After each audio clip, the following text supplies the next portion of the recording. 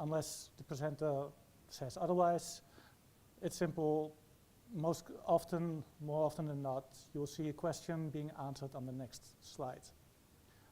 So to prevent our speakers from getting interrupted when they're going to explain it anyway, just leave your questions for later. There's always time for questions at the end. We couldn't do these events without our sponsors, who are the reason we have the food, the drink, the lovely venue. So our gold sponsor is Mental Group.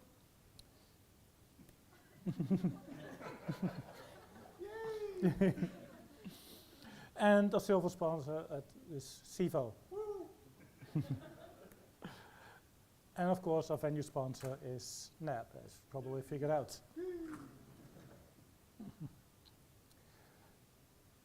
So thank you all to our sponsors. If you want to join our Slack, it's a busy, depending on the day, it may not be as busy all the time, but we've got, I think, something like 1,100 people on there for a lot of different channels, ranging from general to jobs, volunteers, outages, anything that can be discussed can either go in the channel or just in a general thing. It also has announcements, which you can't see because my face is in front of it, but that is where like all the news items show up. Get involved. We are always looking for speakers. We're not any different from any other meetup. So if you want to give a talk, reach out to us. You can also go to the website, fill out a form there, but a good first step is always to reach out to one of us, either in person tonight or over Slack, or over LinkedIn probably, whatever works for you. Then we can work with you. If you don't have any experience talking, we're happy to provide some help as well. We love first-time speakers. There's often a lot of good talks that come from that. So please reach out. Sponsors, I don't believe we are currently looking for immediate sponsors. But if your company is interested in sponsoring, please reach out. Our sponsorships are yearly. But yeah, I'd usually point you at the right person to do so, but he's not here today. And no. A very long way that way. Yeah, that way. Got to turn around. And lastly, of course, we've got volunteers who are always lovely and helping us out with setting up the food, cleaning up, just general user group things behind the scenes, so they're always grateful for their help. If you want to help out as a volunteer, also please reach out. The best way is probably just to join the volunteer channel in Slack, and we promise at some time to be more active there. That's not always our strength. So some upcoming events. Sydney Summit will be on, it's only a month and a half away. You can get tickets. I see I forgot to actually add a, because I think tickets are for sale, well, not for sale, that's free, but for all of us, it means an expensive flight. So tickets are available. There might be some speakers from this very user group. So definitely worth coming. It's always a lot of fun. Closer, not closer to home. The other event on the 16th of October, we will have another community day up in Brisbane. That's a longer flight. Also a lot of fun. Fun fact, today I learned that last year's community day won an award, which should show something about that it's a fun event. And I'm biased as one of the organizers, but I think everybody should go. But yeah, also, it's just nicer weather there, even in October. closer to home, a couple of meetups coming soon. The Well-Architected meetup has their monthly meetup on the 15th of April. And I think that's it for the announced meetups. So I'm going to hand it out to Jason. Did you get a mic? Nope. Then I'll give you this one.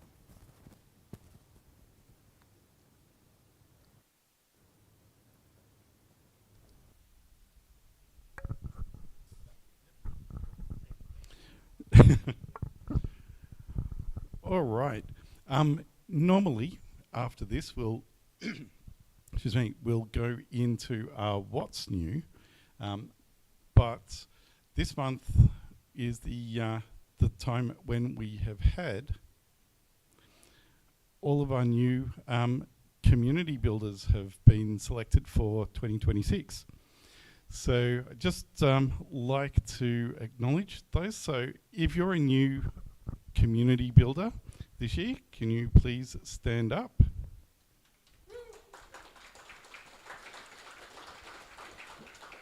All right, congratulations, everyone.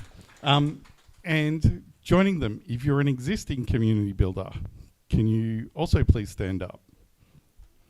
So you can see we have a pretty good group here of people that like to go out and sort of evangelize and help other people with what they're doing within AWS.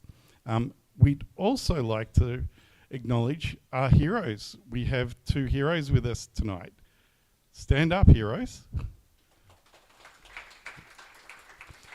All right, if you're not aware, community builders, you apply for, and if they like what they see, you'll get into the program. For the heroes, you get tapped on the shoulder. So they're the guys that go out and really know what they're about within AWS.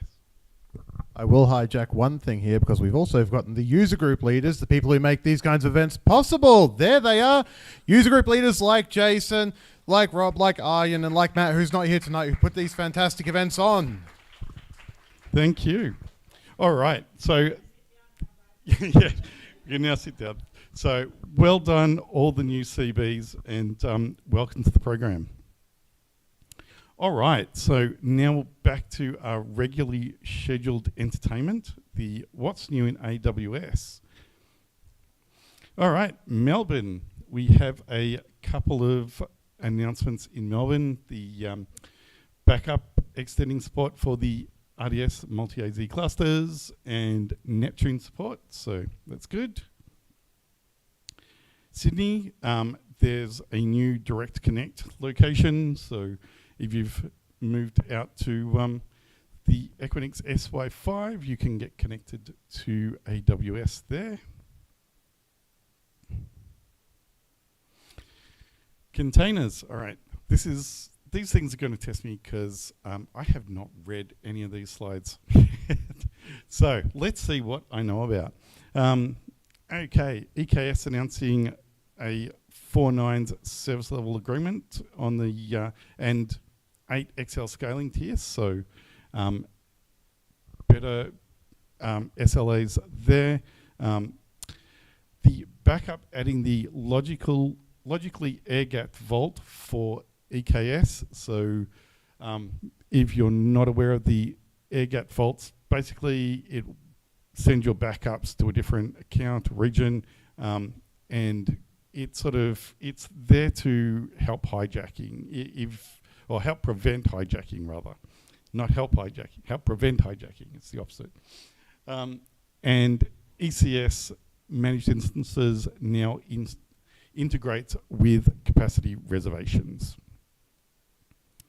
Right, ML. Well, unsurprised because unless there's a separate AI slide, because usually there's lots there. But yeah, so Agent Core runtime adding web RTC support. For those of us that are across the ditch, Bedrock is now available in New Zealand. So I know a few people that were very happy about that. LZA MCP server for AI-assisted configuration management. More MCP is always good. And Agent Core Memory announces streaming notifications for long-term memory. So, serverless. Okay, Lambda supporting availability zone metadata. So, as I was listening to a podcast the other day, saying, or actually, I think it was Corey Quinns this morning, who was saying, so now the service that you supposedly don't care about what it's running on, now gives you the ability to care about where it's running. So, yep, you can choose which AZ you're running your Lambdas in. And yeah, if you're running Lambda managed instances or Lambda on EC2s, you can now use Rust for that, for everyone that does Rust. So, and Lambda accelerate durable functions you can now develop with a new Kiro power. All right. Security. So this one, I'm not sure if you've had a look at Security Agent. I think it's still in preview for a short while, so you can get in without having to pay just yet. But that now supports downloading of the pen test reports. So previously you could run your pen tests, but it just lived in the console. Now you can download those reports, which is, I would dare say, quite handy. And Security Agent is now available with service quotas. So we've got some Cognito in a few new places. And you can simplify your IAM role creation and set up with service workflows. Storage. So again, some more for our friends over in NZ. S3 access grants are now available there. And you can also, and this is probably a big one, for name height or bucket squatting. S3 now announces account regional namespaces for general purpose buckets. So basically, the bucket names are tied to your account. You need to have sort of some specific naming things at the end, but yeah, so no more having to sort of hope that your bucket name has not been taken somewhere else, because previously your bucket names, it was a globally unique name.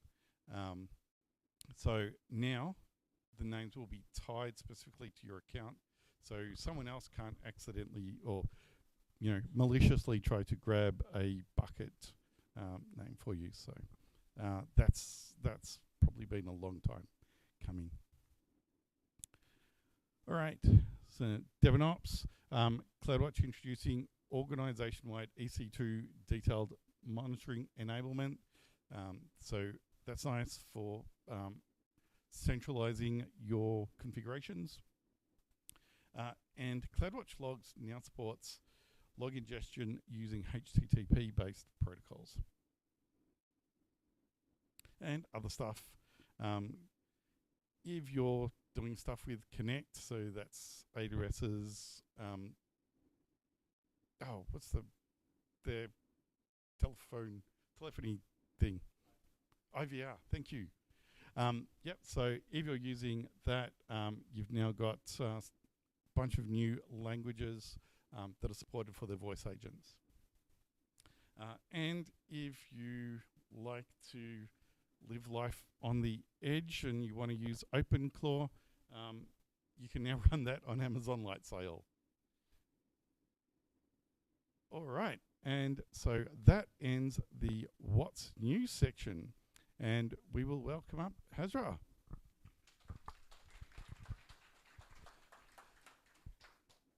Hello, thank you, Jason. Let me switch over this. Obviously, though, for anyone really living on the edge, OpenClaw on Lightsail doesn't really count. You do it on your main computer, right? But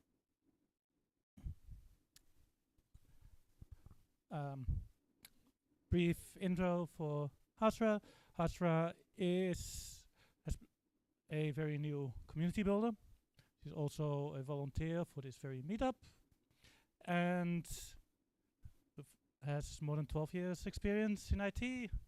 Knows all things about business analysis and all the other things that she will be talking about. So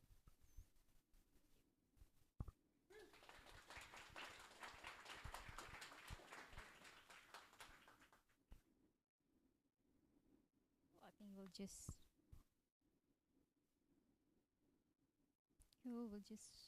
yeah.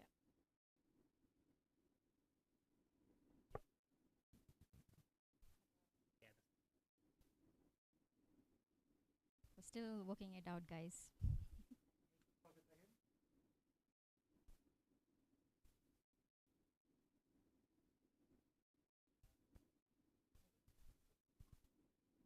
Oh, hi everyone. Welcome to AWS Melbourne User Group. Just to add on to what Jason and Arjun just mentioned, it's also International Women's Day celebration as well. We have two ladies speaking this time for the user group. So happy International Women's Day to everyone.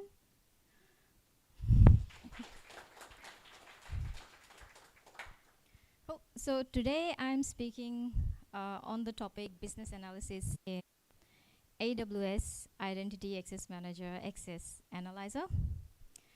I know it's a big mouthful, so we'll just use IAM for now and see how it goes. So my presentation is for half an hour and 25 minutes planning to speak and explain more about the topic, and the last 5 minutes we'll go ahead with Q&A. So the content of my presentation is more about what is business analysis in terms of the relationship between the knowledge areas as well.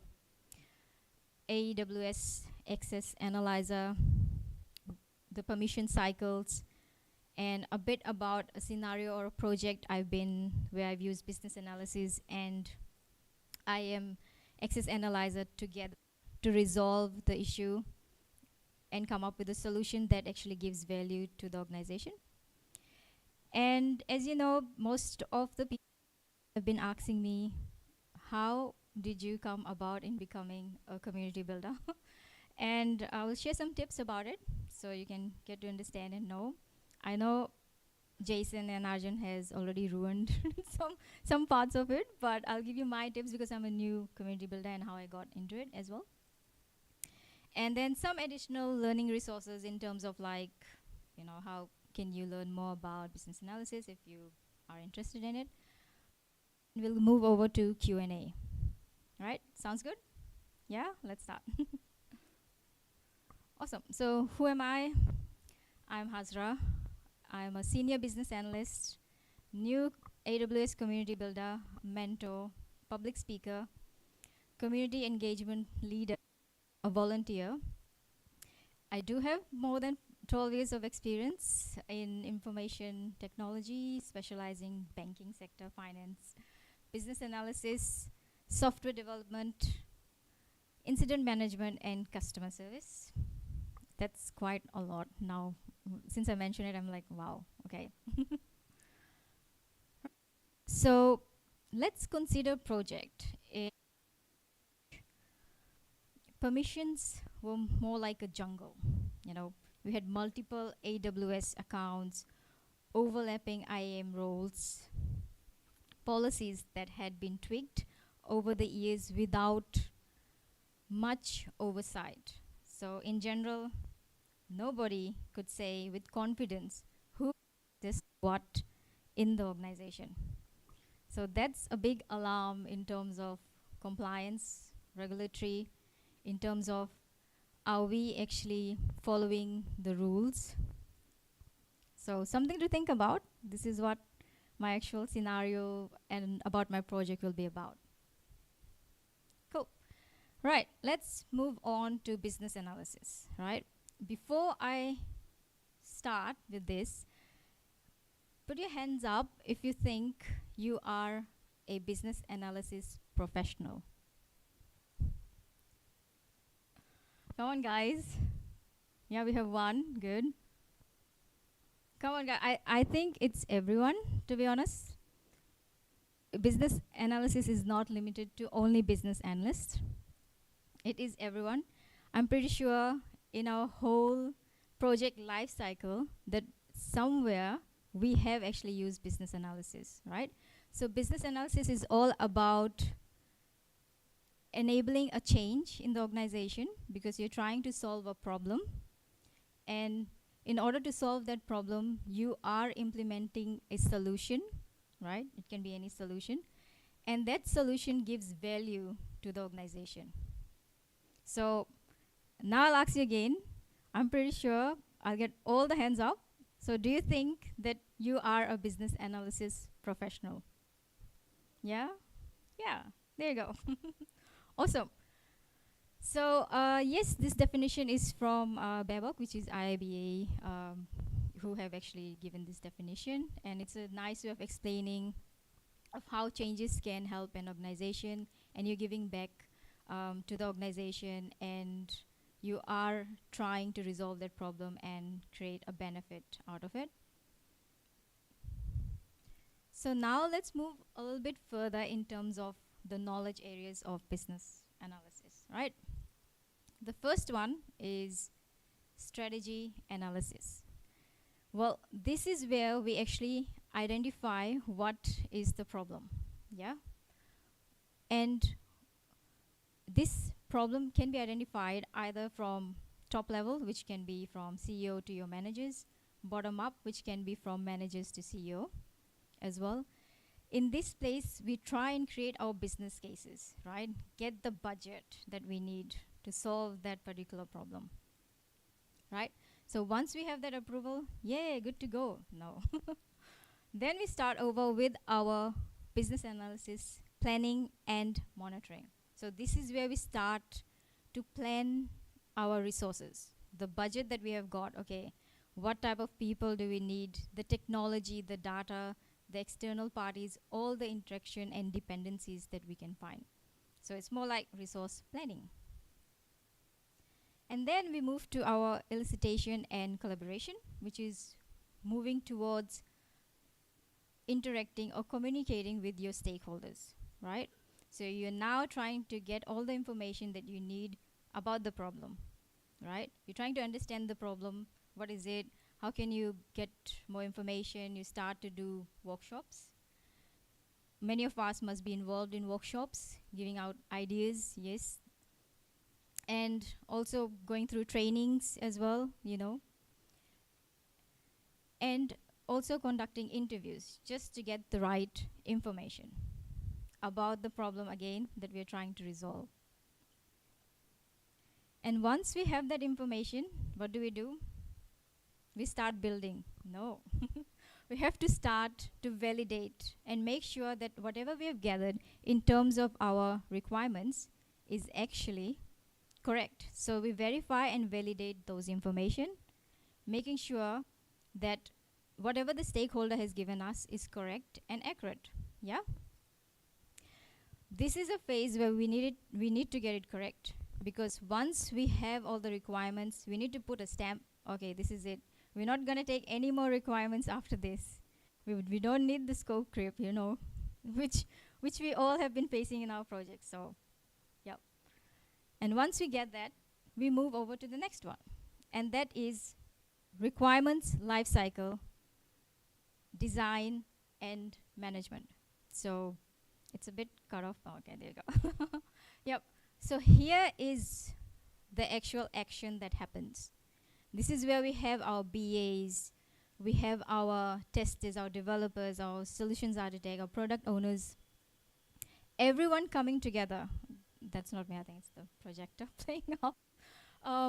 So yeah, so we all get together and we start working on the solution that we have decided, you know, with all the requirements that we have. We start building. Everyone goes through this channel, whether we're using waterfall, agile method, depending on the project. So we start building on the project, start testing it, have our user stories ready, have all the requirements ready, We have sprint reviews, retros, Confluence. I'm pretty sure all of you know Jira, right? Cool. So we start going through that process. We start building our solution, testing it, and then once everything is ready, we push our code into production. So it goes live, and then we pray to God that everything works fine and nothing else breaks in the existing project, you know.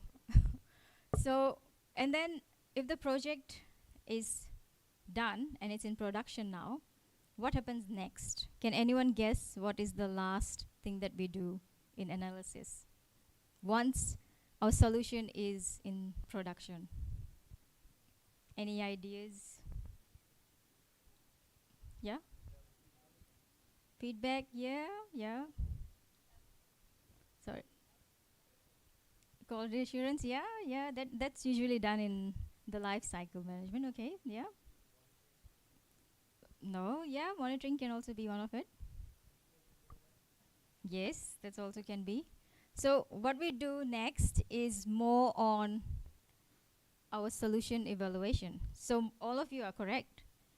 We do make sure that whatever we have deployed, it does serve its purpose, right? We get the value that we need.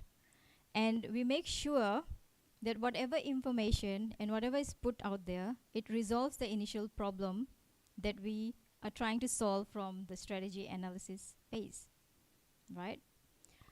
If it's successful, yay, we put a pat on our back. We did well. If it doesn't, then we need to find out why the solution is not doing what it is supposed to be doing. What are the barriers? How can we actually try and make sure that the barriers are, you know, finished off, or find out ways on how we can actually resolve those barriers? Or alternatively, we'll go back to our requirements analysis and find out another solution.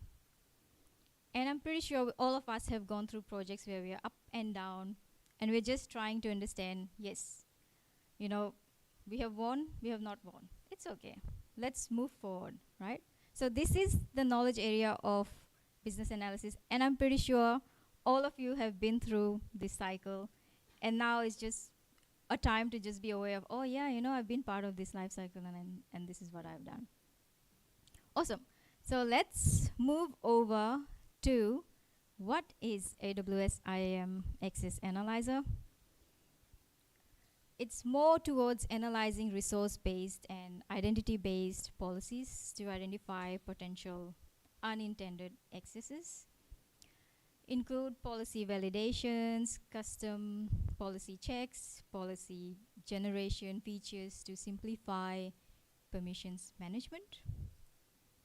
Also operates on per region basis for external and internal analyzers, and then unused ones are also global. Cool. And then we move over to our permission cycle, right? So providing the least privilege, which means the minimum level of access you can provide for the task to be done, right? So making sure that it's very strict, it's up to the mark, and we're not, you know, being very flexible in terms of like, we can give access to anyone who wants access, you know. So the first one is you set permissions. So when you're doing that, you actually set, or when you try and grant the right permission, right? And then you verify access, making sure that you review who can access what. And then we move over to refine, meaning you identify and remove those unneeded accesses. So this is the permission life cycle, or the cycle that is being followed, and we follow this in our project as well. Now, coming back to my scenario where no one was confident enough to say, hey, we don't know who has access to what in the organization. It's functioning well, but we need to put a mark on it that now we need to improve whatever has happened previously. So in the organization and in the project, we had IAM, identity access management roles, that hadn't been touched in months. Access keys were still active long after we had users who had left. And policies that grant broad permissions, for example, just to make things work. Because, hey, if something is working for you, why not continue with it, right? Rather than, it's a band-aid solution rather than going in depth and trying to find out, okay, what is it exactly that we should be doing and what is right that needs to be done. It was a classic case of over-provisioning. We were giving access to so many people just so that they can do their work, but never reviewing whatever access was given to them previously. The risk was obvious, unintended access. So if we didn't tighten things up, obviously, we were leaving the door open for compliance breaches and potential misuse. So being in a banking industry and working for a bank and then coming into such a situation where we have to come across a situation where we have no idea who has access to the bank applications. I mean, internal and external, that's a high risk. Straight away, it's a high risk, and we are not compliant. But because of the regulatory push from the authorities above, that enabled the bank to make sure that we are following the right process and that we are compliant and that we make sure that we know who has access to our systems. And obviously, we don't want people to come in and, start taking out money from the bank, right? Obviously, that would be like a bad reputation for the bank itself. So something that made us realize that why are we in this situation in the first place, right? We should be the most compliant people, regulatory people should be more following the rules and regulations. But I guess the whole reason why this happened was because, number one, we didn't have the proper skills for people to actually come in and make use of whatever technology we had. And also budget. People didn't want to go and spend more money. Fair enough, right? And also, I think if something is working, let's not touch it, isn't it? Like, even as devs, come on. We're like, if something is working for us, we know something is broken. It's okay, let's not inform the users about it, right? It's okay, it's functioning well, it's all good. But I think in the bank, I think we shouldn't be obviously doing that. We should follow the right protocols that's available and follow the right rules as well. So what did we do with the identity access analyzer in action? We started off with the cycle, made sure that we followed set, verify, refine. We should know who are the users, what permission should they get, and whom should we have and whom should we remove, right? So this was a savior for the whole team. So I worked with solutions architect, people who have expertise in and domain knowledge in this area, and some devs as well.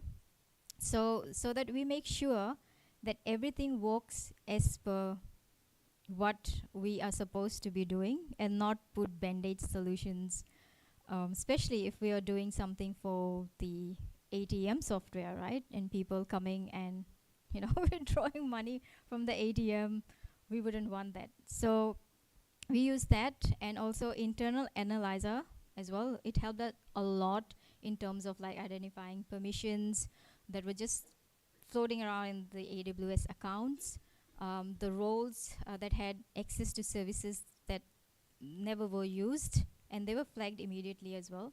So it was nice to have people who actually knew what they were doing. I'm a business analyst. I'm not an expertise in this domain, but I was so grateful to be part of a team who was willing to learn and grow together, even though we were in such a situation where we shouldn't be in the first place.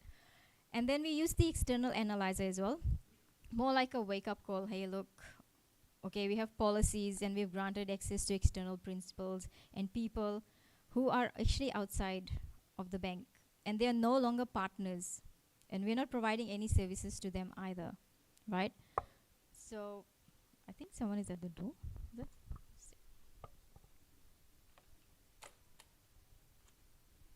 Hi, welcome.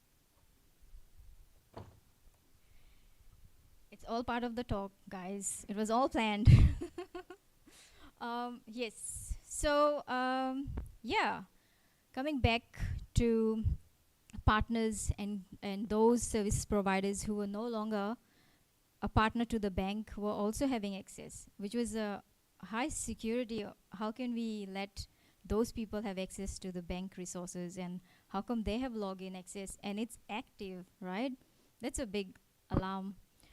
And then straight away, obviously, we had to delete. We didn't even think twice. We were like, let's just delete the account. I mean, we did pull out a report first just to make sure. And then straight away, we just removed those external analyzers in the first place. Cool. And then for the unused analyzers, this is kind of like my favorite feature, which is more like a dominant role and unused access keys, giving us a clear roadmap for cleanup. So utilizing and trying to make sure that we use as much and as many functionalities of the IAM analyzer as much as we can. And then the findings dashboard, which was really nice to see live updates, and then we could just filter it by type, priority, and the resources as well, without having to wait for like the next audit that will happen.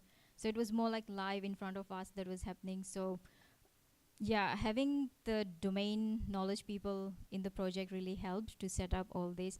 And me coming in as a business analyst was more like, right, how do we come into this situation? How can we go out of this situation? And how can we put in the rules that we can? And how can we utilize AWS as much as we can to resolve the problem that we were facing? And access roles, these are high priority issues that, you know, that we should not let it happen in an organization. This is just my opinion in it. But I'm glad that we worked together as a team. Everyone shared their knowledge. Everyone was accommodating each other, and we were working towards an end goal, which actually helped us. And the project was successful. We deleted more than 500 roles and accesses. But we did make sure that we started deleting things after hours, and also like not touching the ones in production, just so that whatever's working, we don't break it, right? That's one rule. If it's working, it's fine. Let's put in the measures and everything, test it, make sure it's running properly. People can have tellers. Let's say, for example, in the banks, they have access to tellers application. They should have access to that. If people come and want to withdraw money, they can do that as well. So we went through that, and which was great. So that all went well. Pat on the back, because it was a successful project. What was my personal win from this? It wasn't just about taking, okay, yes, it's compliance. Yes, we are compliant now. Awesome. We have done a great job. We know what is happening. It was more about building that confidence with the management and the stakeholders that I was working with, so that they know exactly, okay, who are our partners, who are the people who should have access to the systems, and the policies that we can actually implement in IAM. So me standing there in front of them without feeling scared or anything, I was standing there, and I did reach out to them, and I said that, you know what, I'm confident enough to say that here's who has access, here's what we have removed, and here's how we are keeping it under control. And it's not just me who has done this, it's the whole project team, obviously. And we all have worked together, and now we have found a solution, and it's working perfectly fine. We have removed more than 400 to 500 users which were just redundant, and policies we tried to make them come together. And it wasn't an easy task, but it took a bit of time as well, because we need to be sure that we don't break stuff and the bank does not go into the news saying that, oh, internet banking is not working, or oh, hey, we can't withdraw money from the ATM. So something we did not want to go into that situation either. So this was my win from the project. And I think AWS IAM Access Analyzer is a great tool, a great service for us to use. And if we know how to utilize it, might as well make the most of it, and it does work fine. Cool. So coming back to my community builder program, I think Jason and Arjun has already spoken so much about it, so I think it's a bit more like, yes, it's a community builder.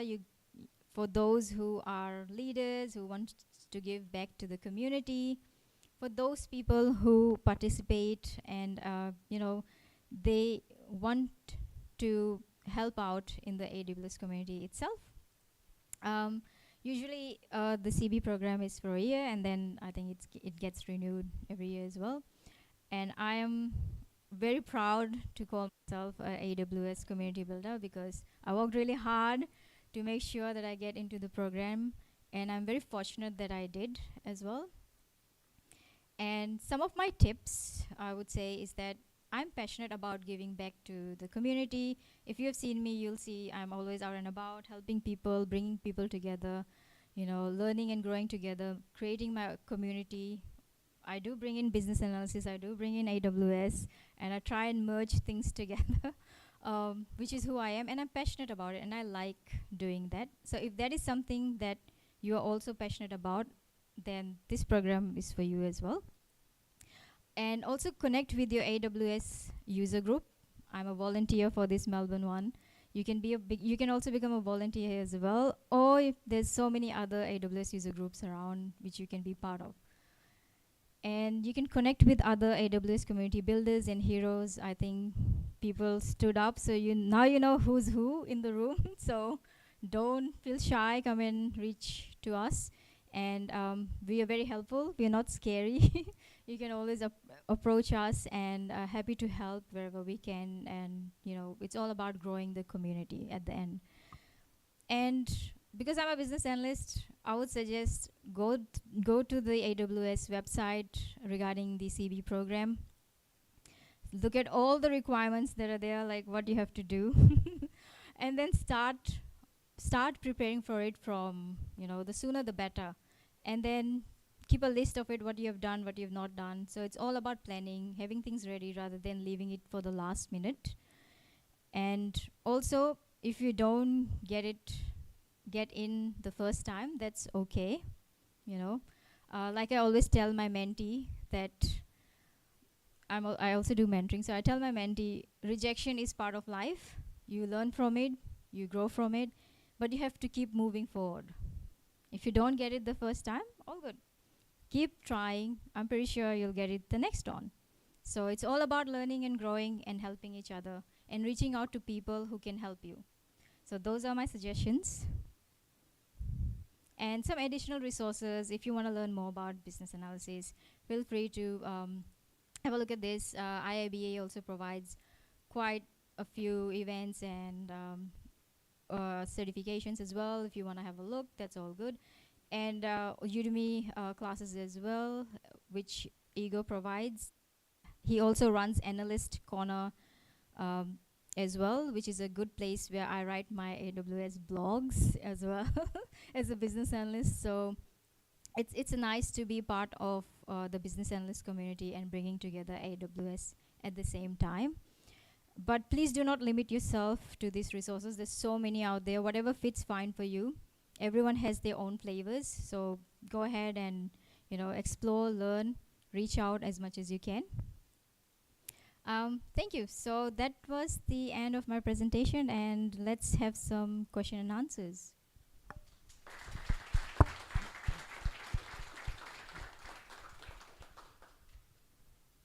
Cool. Okay. Any questions?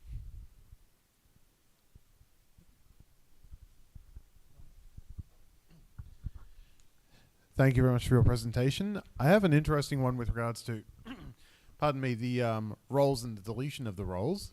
Something you mentioned there was, doing the deletion for the unused roles as an after-hours thing to not impact production. I wonder, and again, this is a bit of a thing I've been pondering a lot more recently. Yep. In those cases, is it potentially something that's better to do during business hours, so that if something breaks, you have the support on hand rather than doing after hours? I'm just curious to thinking of that through the business lens as well. What's your thoughts and takeaways just from that idea? Yep, I think that's a very good question. So we did have a debate on this with the management.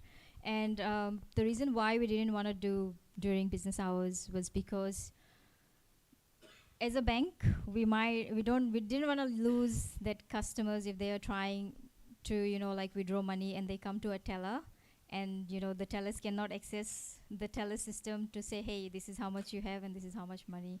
And I do understand that, yes, if we, like doing it in hours is better because then you know what's broken, what not. But what we did is that we replicated our system, and we did have like testing ATMs available, so we could test, okay, this role, this, this can be, and we created like some test roles for the testers to act as a teller, and then we could test and see if it works or not, just to be on the safe side, Yep.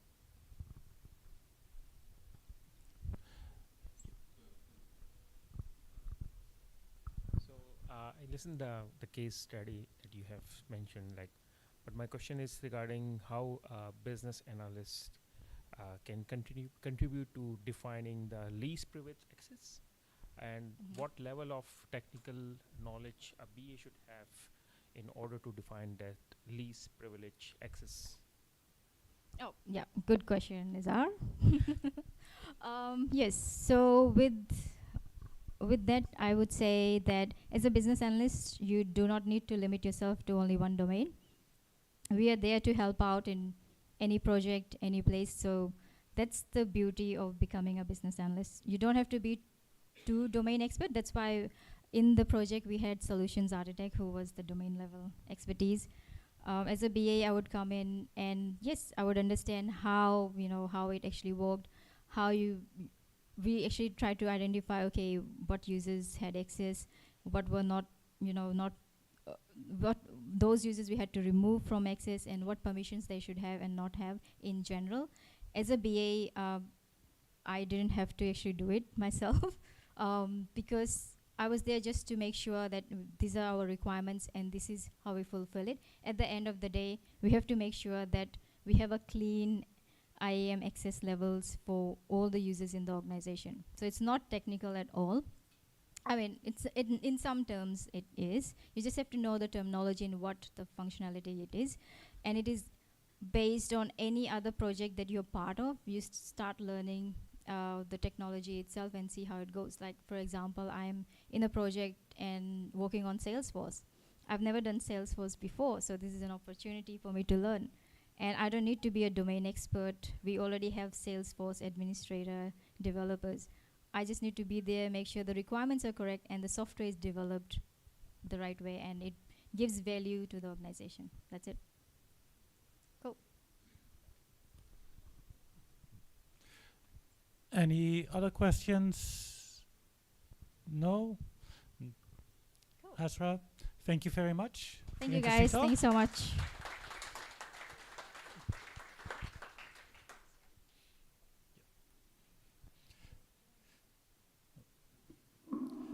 Then our next speaker is Anshika. Anshika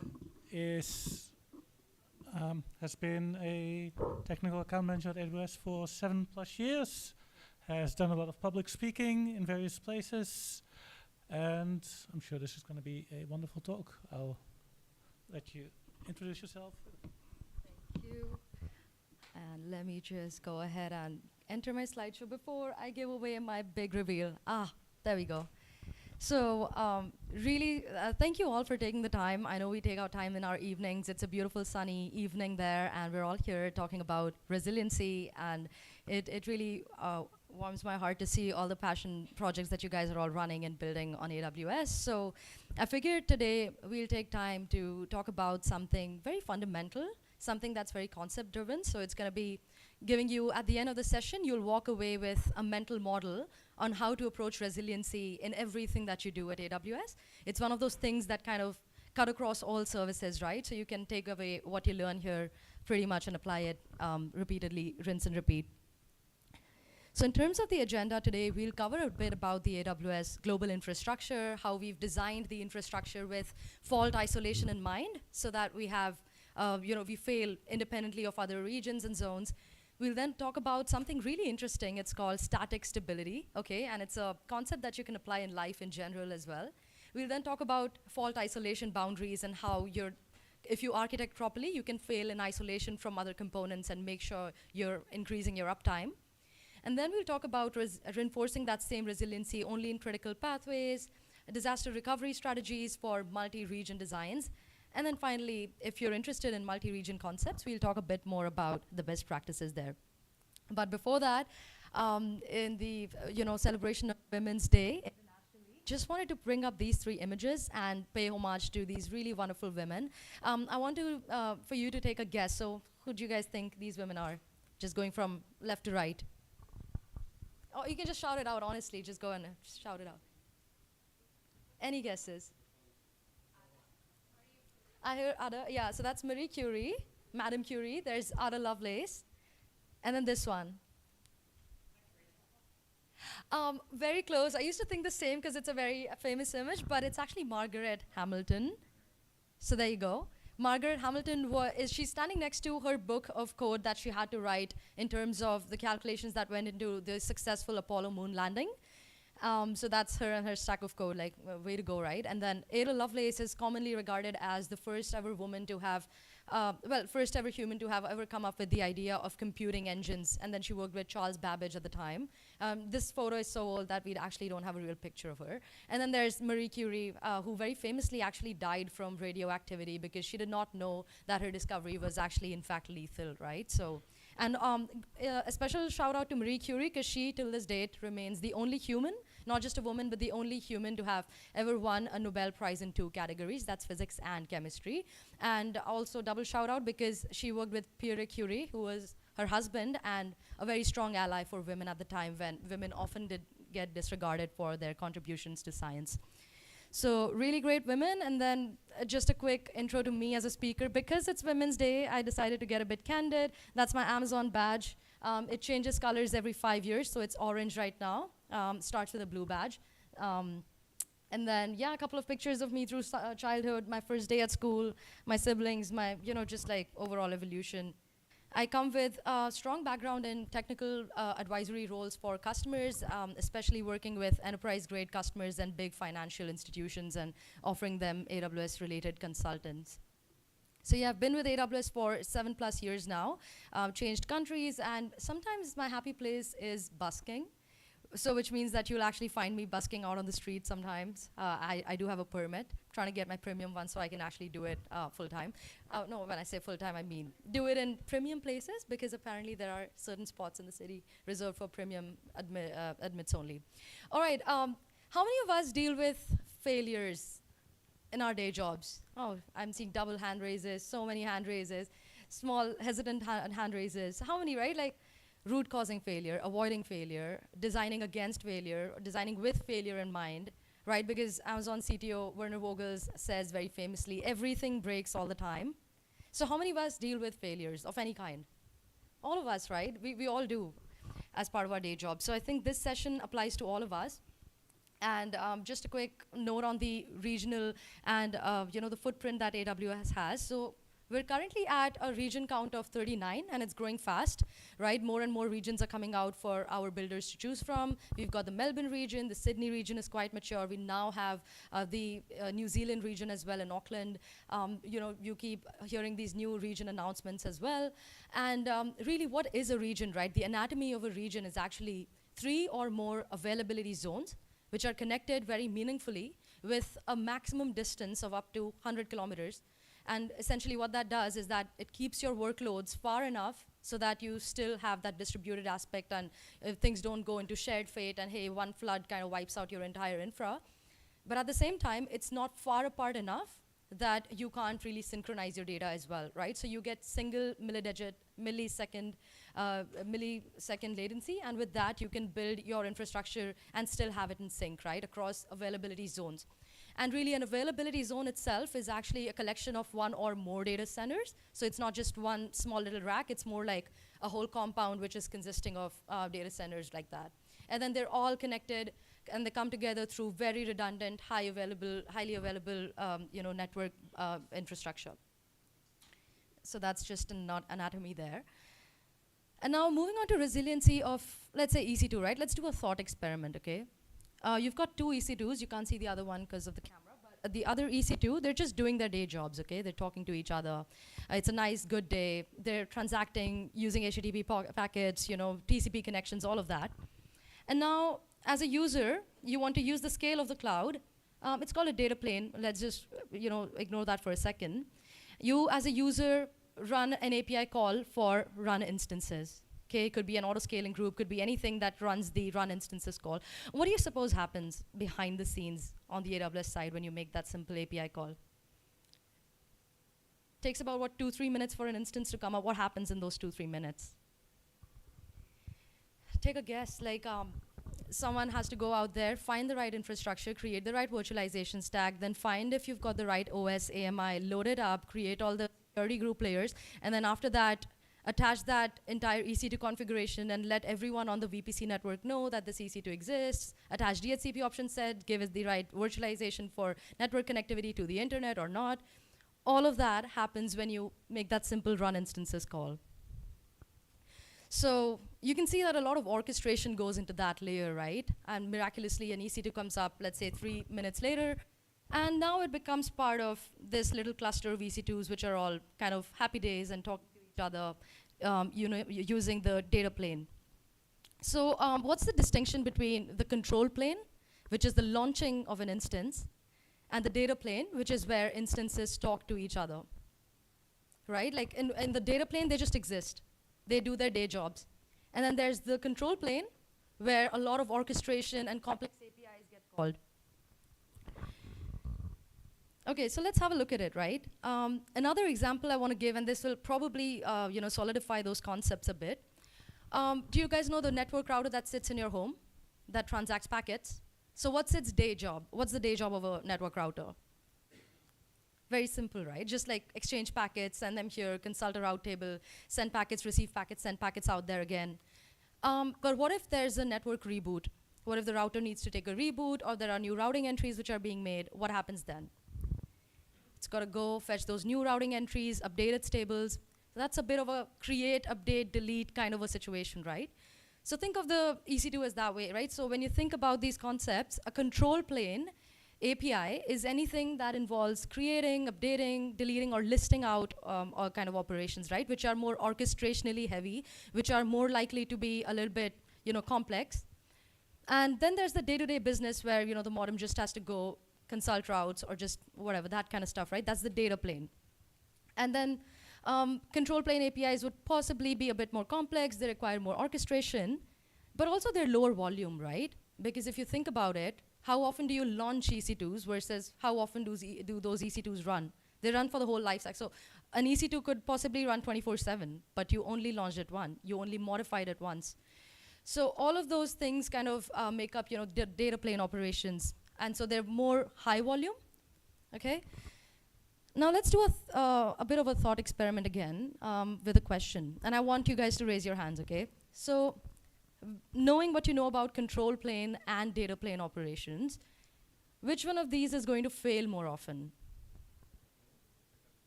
Okay, raise of hands. So how many of us think data planes will fail more often?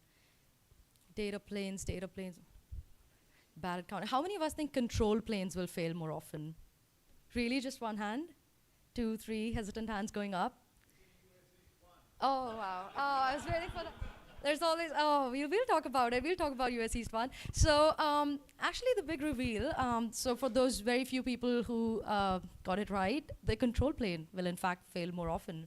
And it's true if you think about it, right? Because it's a complex API that goes into like finding the hardware, getting all the things to get started and running together, right? That's kind of how it will be. So let's have another question. Okay, I think the audio disconnects every time I move a certain way.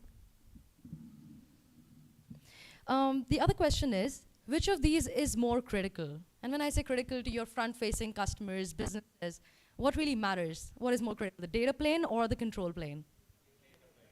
Yeah, now you got it right? Because the data plane is where all the APIs are being called, everything's actually running. So once your EC2 starts running, you care more about the fact that it continues to run, as opposed to, hey, will I be able to make changes to it, right? So that's kind of the difference, and therefore the data plane is where your BAU activities happen and you want it to be more up. And so now we draw a line in between the control and the data plane, and we think about that line day in and day out. Every day, we want to think about what kind of dependencies we're taking, what kind of API calls require control plane dependencies, right?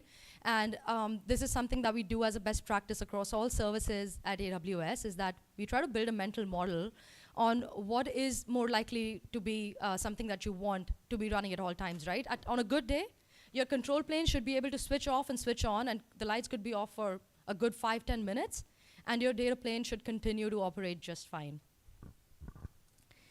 All right, so you might be asking, what does that mean for me? That just seems like philosophical stuff, right? Like, how do I put that into action?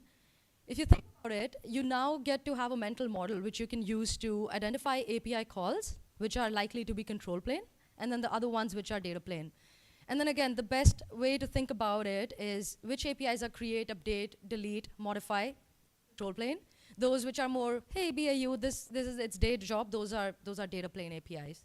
So for Route 53, how many of us use Route 53 for DNS management, right? Creation of a hosted zone, creation of new records, updating the weights of records.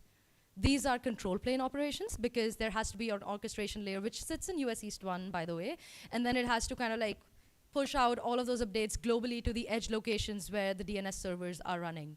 But if you manage to do that, and if you have all the records set up, you're actually now operating the DNS resolution on the data plane. And this, by the way, has a 100% uptime SLA by AWS, which makes it a very rare occurrence. So 100% uptime on any DNS resolution. Wherever you resolve DNS, it's going to get an answer for you. All right, so these are just examples of control plane and data plane APIs. But what does static stability mean, right? As promised earlier, we're going to talk about static stability, which is the idea that on the path to recovery, don't take on dependencies which are more likely to fail or get impaired. So that's the big takeaway from all of that control plane, data plane stuff, is that if you want to be statically stable, don't expect to make changes when things are going wrong, because things are going wrong and you possibly don't want to depend on those control plane calls. Now, think about, so I'll put this in with an example. Think about airplanes, right? When you're 30,000 feet up in the air, you've got to have two engines, because if one guy decides to like default, you want to go back to the next one. And that's kind of a statically stable system. So you're not making changes on the fly. The changes are already pre-provisioned, they're already pre-equipped, so that when things go downhill, you can just kind of kick in your recovery procedures without making changes, specifically not making changes which you know will break. All right, so again, tying this back to AWS, what are some of the calls, what will continue to work, what may not work, snap a picture if you like, and gives you a mental model to think about which APIs and how to approach them, right? If you look at IAM, it will continue to work on the existing authorization and authentication layers, but you might not be able to create new roles. That's kind of like a mental model to approach it. Similar to that, Route 53, if there is an impairment in the US East 1 where because of some reason Route 53 is taking an impairment, you will still continue to be able to resolve your existing DNS records, just that you might temporarily not be able to create new ones. So yeah, here are some key takeaways from static stability, is that control planes are fundamentally more complex and have more dependencies, and therefore it makes them more likely statistically to be suffering any kind of impairments. And then a dependency should always be taken on the data plane operations if you want to remain statically stable and kind of rest assured, know that your recovery procedures will work. And then one way that AWS achieves static stability is removing these dependencies which we spoke about, and always understand which dependency may or may not work in the event of impairments. So now you might say that, okay, Anshika, what you're saying is, do I have to over-provision for everything? Because that just sounds like everything might fail, so just over-provision everything, double it up. Not necessarily. If you just look at this sample workflow, let's say it's an e-commerce website, right, that lists out a product catalog, it has a personalization service, but also you have the basic cart checkout workflow. Which is the critical path here, right? Identify the critical path. your critical path really is just a person being able to log in, check out, and just sort of like shop for whatever they want, and definitely make a payment. So that's the kind of critical path you want to enforce with static stability, in the sense that you want to keep your auto-scaling groups a bit more pre-scaled up. You want to make sure that if there's 3 servers you need in a particular AZ to run, you probably run 2 in different AZs to make sure that you're kind of well provisioned beforehand. All right, so that's the one aspect of it. So far, we discussed day-to-day resiliency, right? We discussed proactive high availability. We discussed how to keep like component impairments from not taking down your entire kind of like workflow. But what about things which go beyond that, right? And like, you know, multi-region stuff, things where the entire region is affected and nothing's really working and it's more reactive. It happens once in every so often, but you need to be well equipped, right? So that's where multi-region comes in. We're gonna step into disaster recovery now, like a full-fledged disaster has happened, and how do you literally start from scratch or be pre-provisioned in that aspect. So the first thing we always at AWS, what we want to do is we want to earn our customers' trust. So we don't want to recommend you multi-region if you're already kind of working well with one region. So the first thing is starting out with these requirements. Like, do you even need to go multi-region? Because on a good day, if you're well architected and if you're following best practices, you're possibly well covered with just a single region. So what are your requirements? What realistically makes you want to go multi-region, right? So identify the applications that you need to reinforce that extra layer of redundancy in, and then see what kind of impact they have on your business. For example, if downtime means 4 million's worth of loss, and then your DR plan only costs you 2 mil, definitely go for it, right? And then define the RPOs and RTOs. We all know what those mean, right? Those 2 terms, recovery point objective, which is the amount of data loss that you can tolerate in the event of impairment, and RTOs, which is the downtime calculated from the moment you detect impairment to the entire time that you take to fix it. That's your RTO. And then finally, for financial customers, if you're in the room, you probably also need to look at your regulatory requirements, see what your multi-cloud options are. All of those things kind of govern your DR strategy. And then with all of those questions answered, if you come up with, okay, yeah, you know what, I want to go into DR, these are your options. And again, it's a continuous spectrum that goes from left to right. Starting from the left side to the right, it gets a bit more expensive every time, but then against that, you're getting better kind of like returns on RTO and RPO, right? So starting here, your RTO and RPO will be in hours, but probably like 10 hours, 12 hours, maybe 4 hours, depending on you know, how you're kind of strategized. So it starts with identifying a secondary region, right? Like for example, for ANZ customers, Sydney, Melbourne, sometimes New Zealand, all of those kind of form a big, I mean, you know, a cluster of regions that you might want to fail back between. And then it basically starts with, okay, yeah, I have a secondary region in mind. If things go downhill, I'll quickly start taking backups and kind of provisioning them in the other region. But all of that is going to happen very reactively. I don't really have a plan. I don't really have, and when I say I don't have a plan, I mean I'm not actively doing anything in that regard. But you can definitely make this faster by having golden AMIs ready, having some kind of backups ready, doing some kind of cold data bunkering into the other region, that kind of stuff. But then we step into the territory of something more live, something where your data needs to be replicated a bit faster, especially where, you know, your data is really important. Your RPO needs can be met very reasonably with Pilot Lite. The thing with Pilot Lite is that you have just a very skeletal infrastructure running, by which I mean just probably a load balancer. It's got an auto-scaling group attached, but it's not got any clusters running or anything. The moment you decide that you want to switch your regions, you kind of start it up on the fly and take a bunch of dependencies and just assume that it's going to come up, right? But the good thing is that your data replication is live. So at any given point, you can use, let's say, Aurora, for example. So your data layer kind of continues to be replicated over on the other side. I think it's a good, reasonable place to be in terms of spending enough just to have your data be live in the other region, right? And then provisioning everything else on the fly. And then if you want to go one step further, you can go into warm standby, where apart from the skeleton stuff, you also have just a portion of the traffic that you can shift over to the other side, because you have that infrastructure running there. Could be like a scaled down version of your EKS cluster, could be some kind of runbooks that already exist there, and you know how to kind of go about it.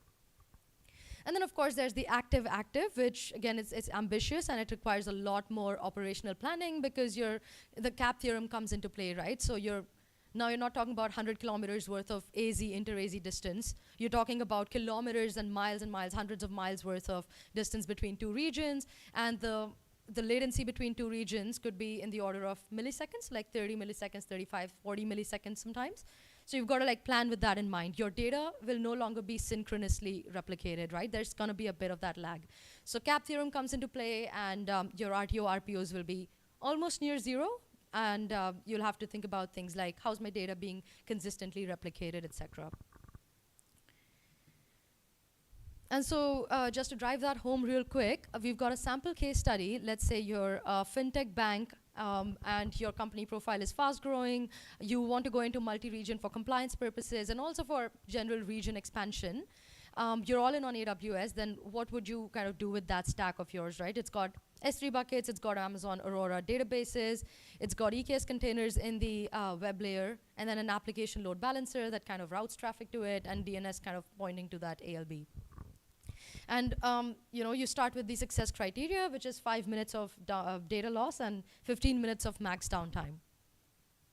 So what kind of strategy do you think will work here? Like, pilot light, warm standby? Any guesses? A warm standby could do the trick, right? If you do it properly and if you're provisioned enough. Like I said, it's a spectrum. So region 2 is, let's say, your primary region, and this is where you run on a good day, but you've identified region 2 could be Melbourne, region 1, this guy could be Sydney. And then what's common, right? What are the best practices that you need to keep in mind? So Amazon Aurora can very easily be replicated across two regions, and it offers you sub 1 second latency. So no matter what regions, it could be Japan and Seattle, it could be anywhere, and you get sub 1 second replication lag for your Aurora clusters. That makes it a very good choice for any kind of asynchronous sub 1 second replications, right? And you also have planned and unplanned switchover capabilities. So at the click of a button, you can decide to just start running your operations from the other region. And the promotion of the reader, writer, all of that is kind of managed that way. For S3 buckets, we've got cross-region replication. Again, a great strategy for people who want to do live replications, or, well, not live, but anything with a backed SLA. For example, you've got an SLA-backed S3 replication, which kind of covers certain portion of your replications in under 15 minutes, right? So for anyone who's more sensitive. And then in the EKS container layer, of course, you can scale it out. The one thing I want to call out here is DNS really matters. Imagine having your entire stack set up, you're all ready to fail over, and your DNS doesn't work. Your DNS just decides, hey, I can't switch over right now, because I told you, it's a DNS, it's a control plane operation, right? So what if you can't create a record? What if you have a record, but you can't shift traffic to it, because updating weights of a record is also a control plane operation. So in that case, there are services that AWS offers, and the one thing you can do without really opting in for a service is health checks. Health checks for Route 53, they operate on the data plane. So once you've provisioned your health check, it continues to ping the endpoints, and if it's unhealthy, it's automatically gonna switch weights without having to depend on control planes. Right? And then the nature of this health check, you're in control of it. You can possibly point it to an S3 bucket and say, hey, if this S3 bucket doesn't have that one object, it means it's time to fail over. And then that way, when you upload that object into S3, which is also a data plane operation, you kind of get a whole data plane-based dependency control, right? Which is great, which is good. So there are ways to do that, and you should have DR runbooks. You should kind of operationally plan out these drills, because it's one thing to do it kind of like in theory, and it's one thing to actually see what happens when the time comes to pull that big lever, right? Yeah, codify everything, right?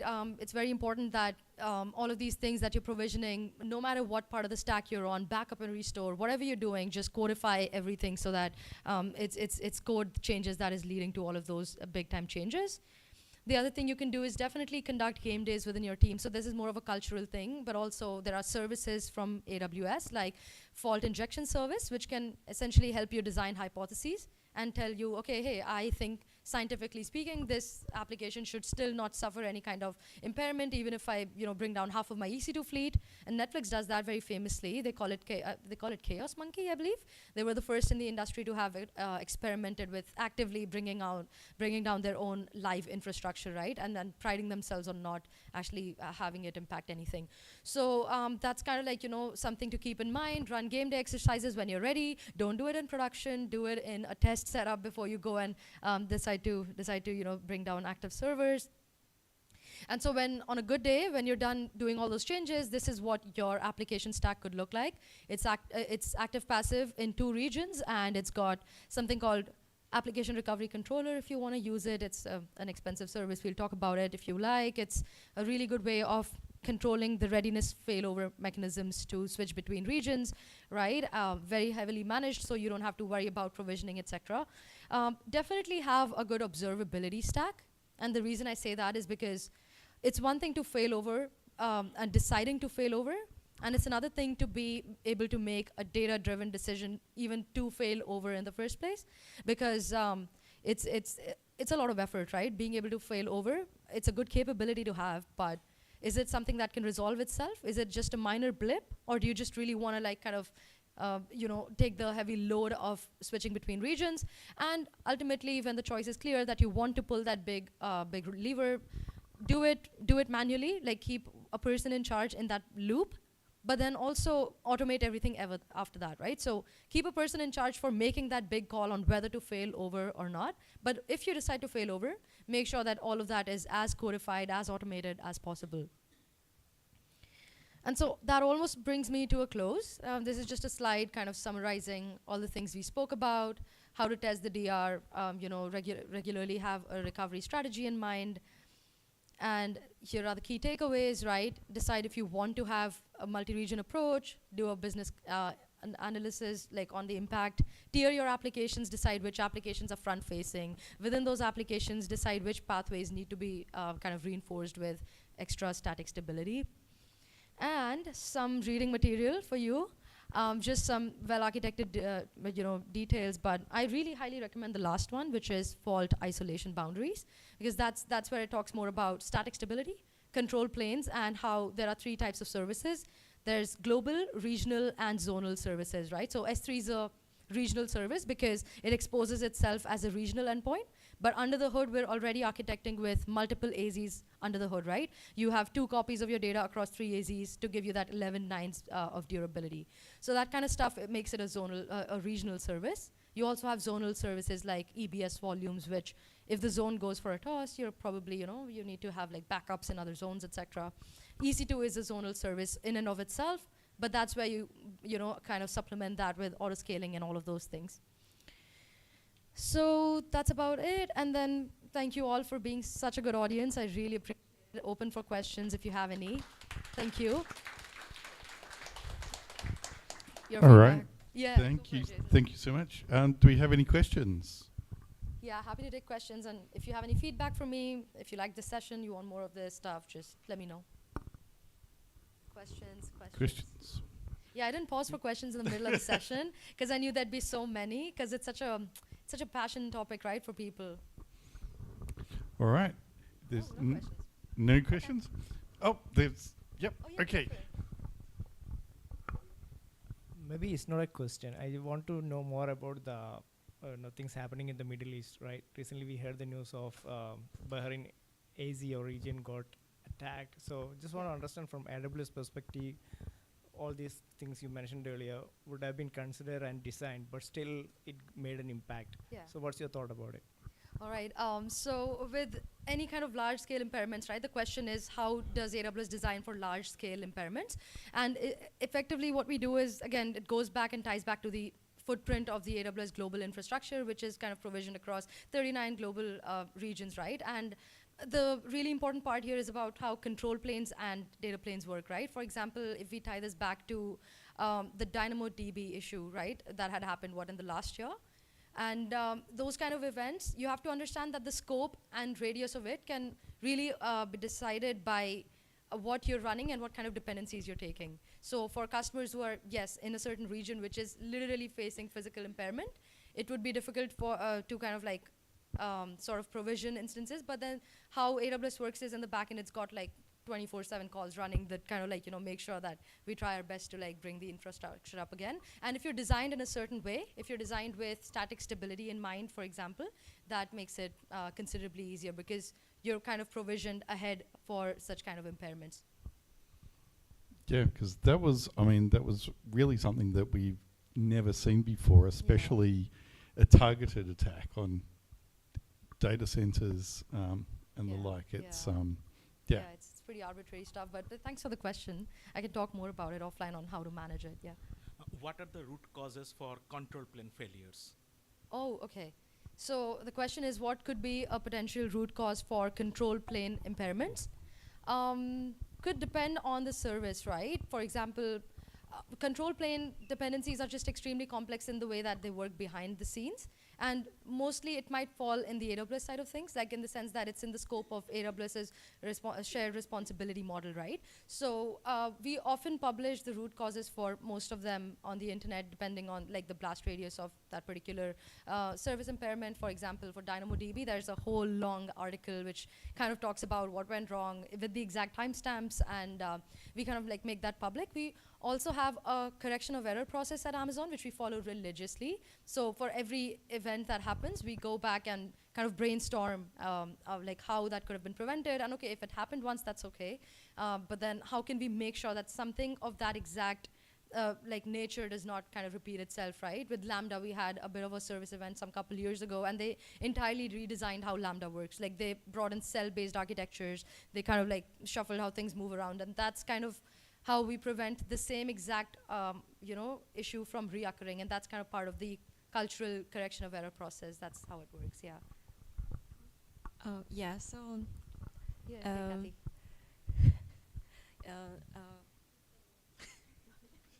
okay. So today's first time for me to hear control plane and data plane in AWS. I know Kubernetes has this concept as well. Okay. And also I remember CloudTrail has two types of events. One is management events and the other is data events. Yeah. It makes me think what things happen in control plane is actually captured in as management events, and the other one is in data events. Yeah, and you're talking about the AWS Service Health Dashboard, or? CloudTrail. Oh, in CloudTrail. Yeah. Oh, so the question is, in CloudTrail, there are two types of events, the management events and the data events. So which one of those, and does that loosely correlate to control and data planes? That's a good question, a very good question.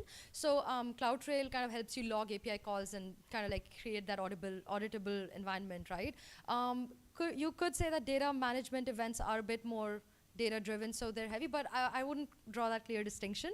The best way to think about management events is, yes, definitely they're create, update, delete, and data events are more to do with, hey, this push happened to S3, this particular object got downloaded, that kind of stuff.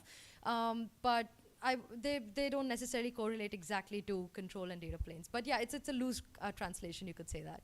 The best way to find out if it's a control plane or a data plane operation is to read the fault isolation boundaries paper and just think about it in a mental model, right? Okay, is it a create, update, delete? If that's the kind of operation you're doing, it's most likely control plane. If it's a BAU, like uploading an object to an S3 bucket, that's just data plane. Yeah. Cool. Any other questions? Yep. Hi. I'm still pretty new to AWS, still learning a lot of the concepts. I think when you mentioned about like multi-region deployments, you said you have, I think, like bake-in time for different deployments. Yeah. But you've also mentioned codify everything. So for those sorts of delays between region updates, is that something that you sort of just set a timer on, half an hour, or at that point, is there a human in the loop saying, okay, X amount of time has passed, let's update to the next region? Yeah, that's a good question. So for those who can hear, so the question is, what's the ideal bake-in time between two regions that you kind of codify, or do you even codify it or let a human decide? It's mostly automated, and you keep that sleep-in time, and I'll correlate this to an example in AWS. Like we found that most of the times the damage or rather things that probably could possibly go wrong in the scope of impact, right? It's always the things we do onto ourselves, right? And I'm speaking from a personal anecdote. Like, it's always bad deployments that are way more likely than the entire physical infrastructure being obliterated, right? That way. So be very careful with the deployments. Make small but incremental deployments, and like the bake-in time is more to do with that. If some bad deployment happens in one region, then no matter how much infrastructure you've got running on the other side, even if you fail over, it's gonna possibly run into the same bug. Kind of like let's say a ransomware attack or something on your S3. So it's not just about cross-replication, it's also about snapshotting from time to time. So that's kind of where bake-in time comes in, is that just keep that time between two regions so that if you ever had to fail over, you still at least have a good version running somewhere. Yeah, so if you have bad code that you want to try and, get cross-region to fix, you don't want to push that bad code to the other region, because then you're screwed. So that's also what you need to be careful of. If your recovery is from something that was, a human thing, oh, I dropped this table, you don't want to replicate that drop table to the other zone and have that happen straight away. So a fair call out, and that's a good one. Yeah, thanks, Jason. Yep. Any other questions? No. All right. Thank you. Thank you so much, Antika. All right.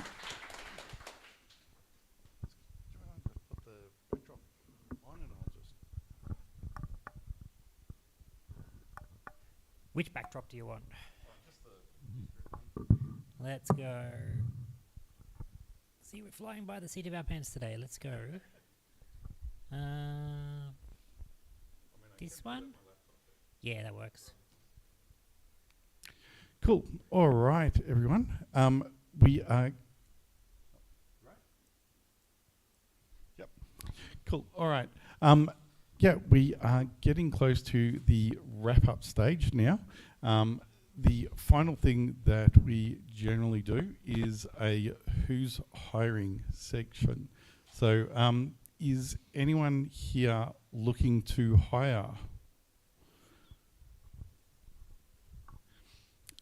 Okay, that's quite often the case.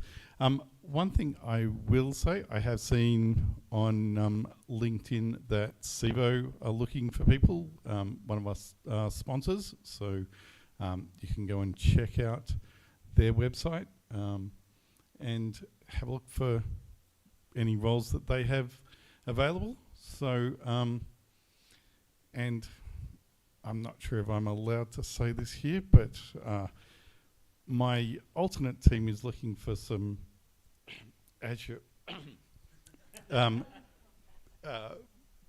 cloud engineers. So if you're of that persuasion, remember your code of conduct, Jason. We don't discriminate against technology choices. So yes, you can come in and talk to me for that side of things. So with nothing further to do, I would like to thank you all for coming. Remind you that we will be meeting here on the last Wednesday of the month, next month. So yes, also too, we have lots of drink available. Since Rob and I are catching trains home, we will not be carrying all that, so please help yourself to any of the remaining drinks, any of the cutlery that's on there, and yeah, thank you very much for coming, and we hope to see you all Just next to wrap month. up a couple of bits, if you could please help by picking up any cans or empty packets or stuff on the floor around you, and we will need to reset the room tonight as soon as we're done, so if you've got some time to help out, that would be awesome. All right, thank you.